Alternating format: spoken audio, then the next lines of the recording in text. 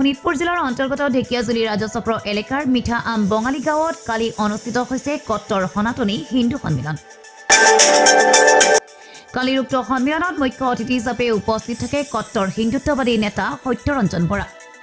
লগতে উপস্থিত থাকে হিন্দুবাদী নেতা আংশকাইদ পাঠক। কালিৰ উক্ত হিন্দু সন্মিলনত উপস্থিত থাকি বৰ্তমান সমাজত চলি থকা প্ৰতিটো অপকৰ্মৰ ওপৰত ভাষণ আগবঢ়ায় সত্যৰঞ্জন বৰাই। সমান্তৰালভাৱে হিন্দু সমাজৰ ওপৰত একাংশ মিয়াই চলাই থকা নানান অত্যাচাৰ সন্দৰ্ভত ভাষণ আগবঢ়ায় আংশকাইদ পাঠকে।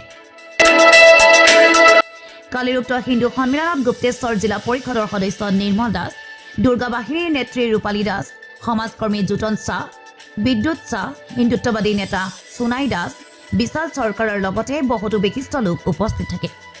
কালিৰ উক্ত কাৰ্যসূচীত সকলোৱে সহযোগ আগবঢ়োৱাত সদৌতিলৈ কৃতজ্ঞতা জ্ঞাপন কৰে আয়োজক সমিতিৰ হৈ মণিকণ দাস আৰু মিথুন সেনদেৱে। ইয়াতে হিন্দুখিনি যথেষ্ট এই জেহাদী মূলৰ মুছলমানসকলৰ আক্ৰমণ হৈ আছে।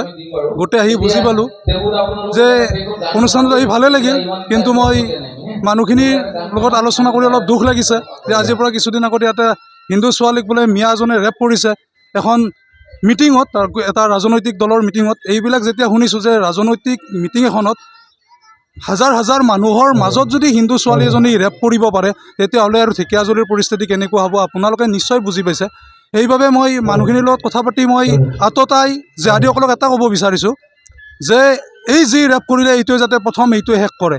অনাগত দিনত যাতে আমি আইনৰ হাতত কিন্তু তেওঁলোকক নিদিওঁ, আমি ৰাইজে কৰিম।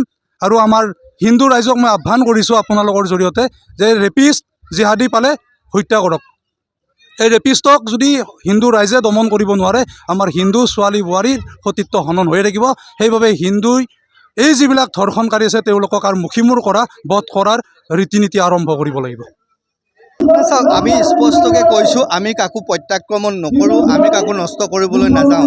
কিন্তু আমাক যদি কোনোবাই আক্ৰমণ কৰিবলৈ আহে, কোনে আক্ৰমণ কৰিছে আমাক? আমাৰ মাটি বেদখল কোনে কৰিছে? আমাৰ ছোৱালী বোৱাৰী সতীত্ব হনন কোনে কৰিছে? আমাৰ সমাজৰ গৌ হত্যা কোনে কৰিছে?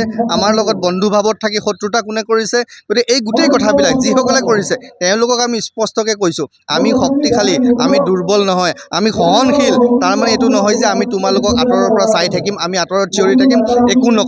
তোমালোকে আজি যি তিৰস্কৃত হৈছা, তোমালোকক সকলোৱে চাৰিওফালে যিধৰণে থু কৰিছে, তাৰ কাৰণ তোমালোকে কৰ্মফল ভুগিছা। ইমানতে যদি তোমালোক ৰৈ যোৱা তো ৰৈ যোৱা, যদি ৰৈ নোযোৱা, যদি এতিয়াও তোমালোকৰ কুকৰ্মবোৰ আততায়ী স্বভাৱ চৰিত্ৰবিলাক তোমালোকে চলাই থাকা, তেতিয়াহ'লে কিন্তু আমি ইয়াতকৈও কঠোৰ হ'ব লাগিব। তেতিয়াহ'লে কিন্তু তোমালোক ইয়াত থাকিবলৈ তোমালোকে ঠাই বিচাৰি নাপাবা। মই এই কথাটোৱে আজি স্পষ্টকৈ কৈছোঁ।